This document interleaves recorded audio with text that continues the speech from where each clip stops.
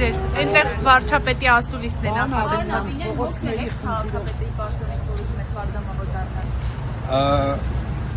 Պատգամավորական ցուցակը կարծում եմ առաջին հերթին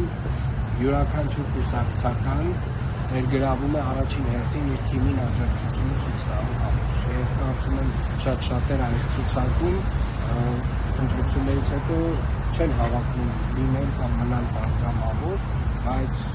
սա շատ խոսում փաստ է այն մասին, որ թիմը շատ միասնական է եւ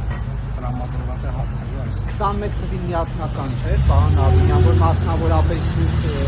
միասնական Ես 21 թվականին իմ բոլոր մարզաբանումները եւ հիմնավորումները տվել եմ եւ ես անկեղծորեն շատ ուրախ եմ, որ որոշակի հետևություններ մենք բոլորս այդ ամենից այդ process-ից կներեք, բիզնեսը, այսինքն բիզնեսը եւ քաղաքականությունը տարանջատվեց այս 26-ի ցուցակով, որտեղ դուք դա եք մտահոգություն հայտնել։ Ես կարծում եմ, որ բալանսավորվեց բոլոր այն վտանգավոր պոտենցիալ process-ները, որ կարող են լինել եւ դրանք եկել։ Ինչ վտանգավոր process-ների մասին է խոսքը, պարոն Ավինյան։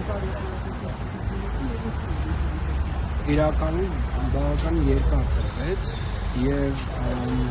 ավելի շատ ոնց որ թե ընտրությունը կանգնած էր ում միջև ընտրեմ, որովհետեւ սահմանափակի 50%-ը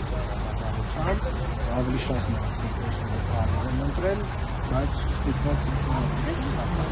Պարոն Ավինյան, դուք վտանգավոր այսպես գործընթացի մասին խոսեցիք։ Օրինակ,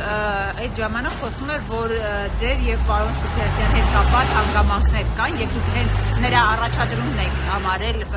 ոչ ճիշտ։ Հանձնավորված որևէ մեկի հետ կապված հանձնական համարել որևէ հարց երբևէ չէ։ Ուրեմն ինչ վտանգի մասին եք ասում, պարոն Ավինյան։ Ինչ վտանգի մասին եք ուրեմն ասում, ասում եք 21-ի վտանգը։ Այն վտանգներն են, որ շատ երկրներում տեղի են ունենում, երբ որ շատ խոշոր կապիտալը ստանում է շատ մեծ